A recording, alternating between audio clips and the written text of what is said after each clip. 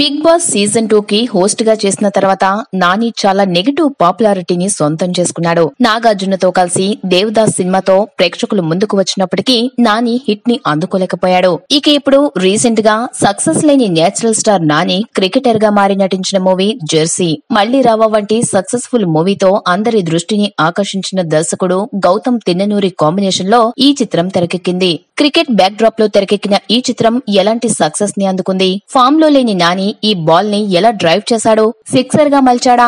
Boundary దాటించాడా? లేదా duck out అయ్యాడా అనేది ఒకసారి చూద్దాం. ఫ్లాట్ పిచ్, అందులోనూ perfect line and length ball. ఇంకేముంది, సచిన్ టెండూల్కర్ లాంటి బ్యాట్స్మెన్ అయినా ఈ బాల్ కి చేతులెత్తేయాల్సిందే.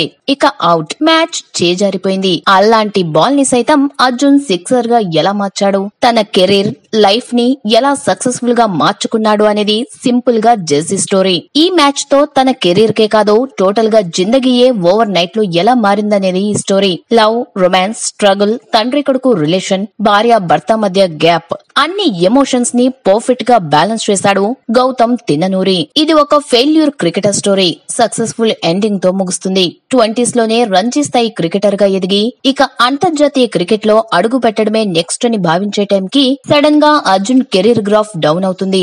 వ్యక్తిగత జీవితంలో ఎదురైన అనేక సమస్యలతో అర్జున్ పూర్తిగా డల్ అవుతాడు. కెరీర్ ఫుల్ ఫామ్ లో ఉన్న సమయంలో తనతో లవ్ లో పడిన యువతిని మ్యారేజ్ చేసుకున్న అర్జున్ ఆమె మీదే డిపెండ్ అయ్యే స్థితికి చేరుకుంటాడు. చిన్న చిన్న అవసరాలకి సైతం భార్య దిక్కుగా మారుతుంది. సొంత సంపాదన లేక, ఏం చేయాలో తెలియక, ఎలాంటి ఉపాధి దొరకక చివరికి భార్య హ్యాండ్ బ్యాగ్ లో మనీ కొట్టేసే స్థితికి చేరుకుంటాడు. ఇలాంటి కండిషన్ నుండి అర్జున్ తన కెరీర్ గ్రాఫ్ ని మళ్లీ ఎలా రేస్ చేసుకున్నాడు?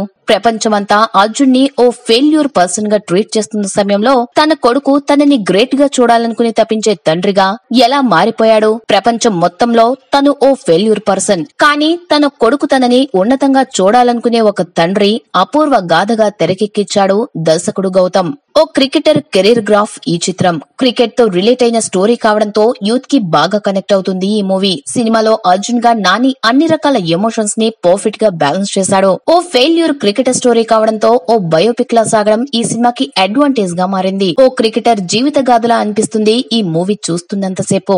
అంతగా ఇన్వాల్వ్ అయి చేశాడు నాని. ప్రతి సీన్ లోనూ నాని డిఫరెంట్ గా కనిపిస్తాడు. నటుడిగా అతని మెచ్యూరిటీ లెవెల్స్ ఈ మూవీలో ఇంకా బాగా కనిపిస్తాయి. చాలా సీన్లలో నేచురల్ స్టార్ యాక్టింగ్ కి ప్రేక్షకులు ఫిదా అవుతారు. ముఖ్యంగా భార్య పర్స్ దొంగతనం చేసే సీన్, తన కొడుకు దృష్టిలో ఉన్నతంగా కనిపించే సీన్లు, చాలా గ్యాప్ తర్వాత క్రికెట్ చేసిన లేట్ ఏజ్ క్రికెటర్ గా చేసిన పోరాటం, ఇలా డజనుకు పైగా సీన్లలో నాని నటనకు ఫిదా కావాల్సిందే.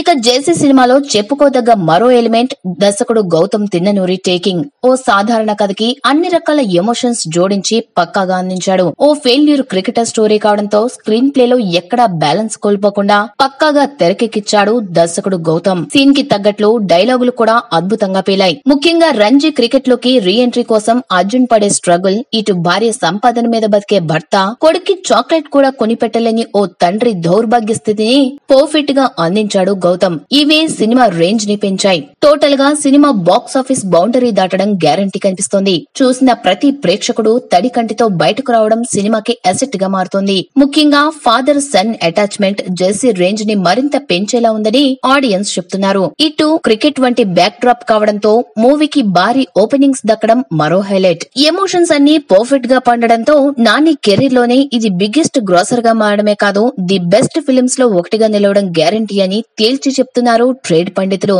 మరి నాని ఎలాంటి రికార్డులు సెట్ చేస్తాడో అనేది హాట్ టాపిక్ గా మారుతోంది.